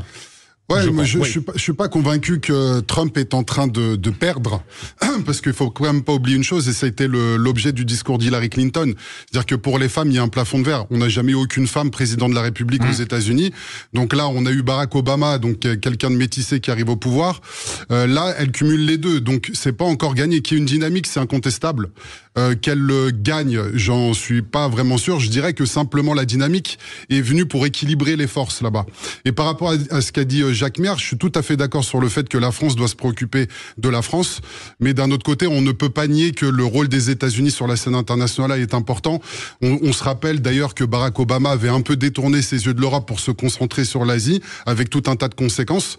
Donc là, il faut quand même bien comprendre que soit dans la guerre entre l'Ukraine et la Russie ou au Moyen-Orient, sur la bande de Gaza, le rôle des États-Unis est un rôle qui est prépondérant. C'est prépondérant. Donc on ne peut pas en fait nier le fait que la position de Donald Trump serait quand même sensiblement différente que celle de Kamala Harris, donc celle de Joe Biden aujourd'hui. Donc c'est quand même des choses qu'il faut regarder, tout en ayant la conscience de protéger avant tout nos intérêts. Oui, Jacques Miard. Oui, je voudrais rajouter quelque chose. Ouais. C'est que, premièrement, par rapport à ce que vient de dire Luc, il est évident qu'aujourd'hui, la politique se fait aussi par tous les réseaux sociaux. Et là, que ce soit l'élection américaine ou l'élection de Macron, on a vu ce que ça donnait. Ça a joué dans les deux cas de la même manière. Donc on a changé de monde et on ne reviendra pas à la marine à voile, comme disait De Gaulle. Mais ce qui est certain, c'est que le problème, bien sûr que les États-Unis restent et demeurent, même si ils sont traumatisés par l'idée de perdre leur leadership. Il faut notamment lire ce que les services américains avec le département d'État ont publié dans Global Trends, et ils savent pertinemment qu'ils vont perdre leur leadership, ce qui peut les amener à ce qu'on peut appeler parfois les fameuses guerres préemptives. D'où la nécessité pour nous de ne pas s'aligner sur les Américains et de leur rappeler un certain nombre de réalités, notamment dans ce qui peut se passer en Asie, où ils peuvent avoir parfois des volontés, parce que il y a plusieurs politiques étrangères américaines. Il y a celle, bien sûr, de la Maison-Blanche, mais elle vient en dernier. Il y a d'abord le Pentagone, la CIA, le département de la Justice, le département du Commerce. Bref, il y a tout un attirail. Il n'y a pas une politique étrangère. Il y en a de multiples. Et parfois, elles se prennent les pieds dans le tapis. À nous d'ouvrir les yeux et de ne pas les suivre. Voilà le problème. On va poursuivre ces débats de l'été. On va rester aux États-Unis avec, je crois que c'est Lugra, vous en parliez, vous l'évoquiez tout à l'heure sur cette proposition, c'est original. Vous allez la qualifier d'ailleurs tout à l'heure, cette proposition de Donald Trump de nommer Elon Musk à un poste, alors secrétaire d'État ou de conseiller. Si il est élu en novembre, ça vous fait réagir. Vous réagissez sur notre Facebook, Sud Radio, sur nos réseaux sociaux, 0826 300 300 également. Et puis on y revient avec nos débatteurs. On réagit, à tout de suite. Sud Radio. Sud Radio. Parlons 10h-13h, Benjamin Glaise. 11h47 sur Sud Radio, on est toujours en compagnie de Jacques Miard, maire de Maison Lafitte, Brice Nkonda, chef d'entreprise, coordinateur du collectif Les Voix des quartiers populaires, et puis Lugra, politologue. On reste aux États-Unis, messieurs, vous l'avez évoqué, je crois tout à l'heure, Lugra, sur cette proposition de Donald Trump. Alors vous allez me dire ce que vous en pensez, la qualifier, vous l'avez déjà plus ou moins fait, mais sur cette proposition de Donald Trump qui se dit prêt à offrir un poste de secrétaire d'État ou de conseiller à Elon Musk, le propriétaire de X, anciennement Twitter, s'il est élu président des États-Unis. Donald Trump, c'est quoi, ça vous amuse, ça vous inquiète, ça vous intéresse, Lugrand ? Écoutez, pourquoi pas, en politique, il est normal que le responsable choisisse ses équipes. Donc c'est pas choquant. Ce que je peux dire à l'observation, c'est que dans les sondages, on l'a vu dans notre beau pays qu'est la France, avec François Mitterrand et Nicolas Sarkozy, il a voulu aussi faire des ouvertures, il a nommé des personnalités. Ça n'a pas changé la queue d'une cerise au niveau des sondages et des études d'opinion. Donc vous voyez, c'est vraiment un effet d'annonce. Je prenais cet exemple-là pour montrer justement que c'était quelque chose de cosmétique, mais ça participe, pour finir sur ce beau mot qu'on a pas mal utilisé aujourd'hui, c'est la commedia dell'arte du champ politique. Ça ne changera pas grand-chose. C'est un effet d'annonce dans une campagne qui a un peu tendance à ratatouiller du côté de Monsieur Trump. Brice Nkonda, avant de donner la parole à Jacques Miard sur cette proposition insolite, intéressante, je ne sais pas. Moi, je pense que il faut faire attention à ça. Pour quelle raison? C'est qu'on a affaire à un énorme chef d'entreprise, qui a une influence considérable. Je rappelle quand même qu'au-delà de X, où il a une capacité d'influence, il y a SpaceX, il y a des contrats avec la NASA, donc ça pose quand même la question du mélange des genres. Et un excellent patron comme Elon Musk ne fait pas forcément un bon politique. Le politique, son rôle, c'est l'intérêt général. L'économique, et il a ce prisme-là, Elon Musk, c'est le fait d'innover, de faire du cash, etc. Donc les objectifs ne sont pas les mêmes. La construction intellectuelle n'est pas la même. Donc on peut comprendre que dans une démocratie comme la démocratie américaine, la jonction des deux se fasse un peu mieux. En France, on a eu quelques cas, quelques familles de grands industriels qui se sont intéressés à la politique, parce que peut-être que le mandat politique est honorifique et complète la panoplie du pouvoir. Mais ce que je veux dire, c'est qu'il faut quand même faut être attentif aux conflits d'intérêts. Au-delà de ça, je note qu'Elon Musk a quand même des convictions sur le fond, qu'il partage avec Donald Trump. On le voit souvent s'insurger sur les sujets LGBT, où il veut pas justement qu'on mélange les genres, etc. Il est assez conservateur de ce point de vue-là. Donc, il n'empêche qu'on a affaire à une individualité, à une personnalité qui a un positionnement sur les valeurs. Donc il a le droit de se mêler de la politique. Mais je dis, est-ce que par exemple, il serait prêt, au titre d'un portefeuille gouvernemental, à abandonner ses activités lucratives? J'en suis pas convaincu. Donc je dis qu'il faut quand même faire assez attention à comment les choses se font par déontologie. Jacques Miard, écoutez, moi c'est très simple. Je vais vous dire, je comprends parfaitement les arguments de Brice et de Luc. Moi, je vais vous dire une chose. Lorsque Nicolas Sarkozy a voulu ouvrir, je lui dis méfie-toi des courants d'air, parce que il est clair que faire entrer au gouvernement l'ami Kouchner avec lequel je me suis bagarré, ça manque pas de sel. Bon, mais en réalité, ça lui a fait perdre des voix bien davantage que ça lui en a fait gagner. Et donc ici, aux États-Unis, on a une conception en ce qui concerne les affaires qui n'est pas tout à fait la nôtre, mon cher Brice. Oui, je suis d'accord. Et il est évident que de ce côté-là, la notion que ce qui est bon pour les grandes entreprises aux États-Unis, c'est bon pour l'Amérique. Voilà le problème. Chez nous, ce n'est pas tout à fait la même chose. On se méfie effectivement des grandes entreprises qui pourraient imposer leur politique et non pas celle du service public et de l'intérêt général. Et donc là, il y a une conception américaine qui n'est pas la nôtre, et bien qui sont, je dirais presque, qui sont des merdes. Parce que il est vrai que ça peut créer un certain nombre de tensions et que ça peut apporter des voix et ça peut en perdre également. Oui, et sur la question de la déclinaison en France, c'est ça qui m'intéresse aussi. C'est vrai que, alors, c'est très intéressant ce que vous dites, Jacques Mir, sur le rapport qui est différent sur ces sujets-là entre les États-Unis et la France. Il y a le rapport aussi à l'argent, Brice Nkonda aussi, qui n'est pas le même, quoi. Ouais, non, je suis d'accord avec ce que vient de dire. Je suis tout à fait d'accord avec ce que vient de dire Jacques Miard. On a une conception de la démocratie qui n'est pas la même. Nous, c'est vrai que l'intérêt général, en fait, doit s'émanciper parfois de l'intérêt économique. Mais j'observe quand même que le profil d'Emmanuel Macron, de notre président depuis quelques années maintenant, c'est quand même un profil à l'américaine, où on a parlé en France de Startup Nation, etc. Et c'est là où, à un moment donné, il y a une divergence qui s'effectue avec le peuple, c'est que les intérêts des entreprises ne convergent pas totalement avec les intérêts de la population française. Et ça, j'ai envie de dire que c'est vrai partout.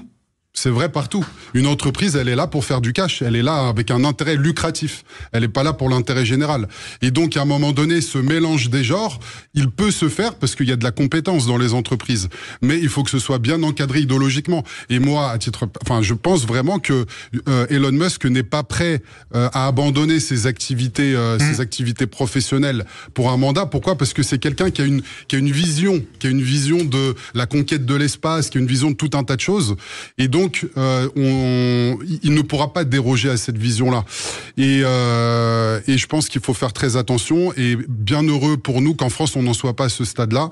Il faut qu'on ait des garde-fous pour conserver la politique dans le sens noble du terme. Le gras, alors... D'où la nécessité d'avoir un projet national fort. Tout à fait. Et ça manque aujourd'hui. C'est-à-dire que les Français doivent réapprendre à ce que c'est la France, qui est à la fois une terre d'entreprise et une terre de service public. C'est vrai. Lugras, Lugras, juste, alors, je vais être un petit peu provocateur, mais est-ce que un Elon Musk ministre en France, enfin, voilà, un profil à Elon Musk ministre en France, c'est envisageable ou pas ? Mais tout est envisageable, surtout dans cette période actuelle. Sauf que je crois que c'est très bien dit par les deux intervenants précédents, c'est qu'il y a deux approches de la politique. Il y a l'approche américaine qui est très utilitariste, qui est consommation, c'est l'homo economicus. Et puis nous, notre histoire politique, notre histoire constitutionnelle, elle repose sur autre chose. Elle repose sur la res publica, la chose publique, le service du bien commun. Et on s'est trop éloigné de ces dernières années, effectivement, dans une sorte de dérive américaine, quelques années plus tard, d'une approche utilitariste. Regardez comme les institutions de la Ve République, aujourd'hui, chaque article est disséqué pour savoir s'en servir au mieux au service d'intérêts. Mais non, la Ve République, elle repose sur un équilibre au service du peuple. Et donc, on a une culture qui fait que je ne vois pas l'intérêt de la nomination d'un éventuel Elon Musk au gouvernement français. Jacques Miard. Il n'y a pas beaucoup de risques. C'est-à-dire, Jacques Miard. Oui, je veux dire par là, effectivement, ça a été très bien dit, effectivement, la res publica, ça existe. Et ça existe depuis, je dirais, Charles Auguste et Charles le Bel, qui ont compris que la fonction royale n'était pas simplement une fonction, je dirais, personnelle, qui avait, la res publica a été inventée effectivement par les rois de France et continuée par eux et l'Empire et la République. Donc on est dans une tradition effective de la res publica et que cette res publica, aujourd'hui, on doit la retrouver sans ignorer, bien sûr, le monde économique dans lequel on vit. On conclut avec vous, Brice Nkonda, ce débat justement concernant Elon Musk, mais pas que, sa déclinaison française. Non, pour compléter ce que disait Jacques Miard, c'est que la technologie prend progressivement, les algorithmes, le pas sur notre démocratie. Et donc, on a l'application scientifique avec toutes les technologies qu'on a, les réseaux sociaux, etc. Ça va très, très vite et ça façonne les esprits, les mentalités, les réflexions. Et que derrière, le niveau de conscience ne va pas aussi vite. Alors, on sait très bien que science sans conscience n'est que ruine de l'âme. Et donc, le problème qu'on a aujourd'hui, et ça devrait être au cœur d'un nouveau projet politique, c'est comment on remet la politique au cœur du sujet, comment on redémocratise les esprits, comment on fait en sorte que la participation citoyenne, la formation, l'éducation permettent d'avoir des citoyens engagés. Aujourd'hui, on est en train de s'acheminer vers le degré zéro de la démocratie. Et il faut faire très attention. Parce que si on substitue l'homme avec une fonction uniquement utilitariste et consumériste, on va se consumer là-dedans. Merci beaucoup, merci à vous Brice Nkonda, chef d'entreprise, coordinateur du collectif Les Voix des Quartiers Impopulaires. Un grand merci à vous aussi, Lugras, politologue, et à vous Jacques Miard, maire de Maisons Laffitte. Merci d'avoir été avec nous pour débattre de l'actualité. On continue sur Sud Radio dans un instant, après le journal de midi. On parlera de ce projet titanesque, ouais, c'est ça, oui, vous me corrigez Brice Nkonda, vous avez raison, titanesque, dans le golfe de Gascogne. L'installation d'une ligne très haute tension pour relier la France et l'Espagne. Le tribunal a ordonné l'arrêt des travaux. C'est une première victoire pour un collectif qui fait de plus en plus de bruit, qui s'oppose à ce projet titanesque. On y revient dans un instant, à tout de suite.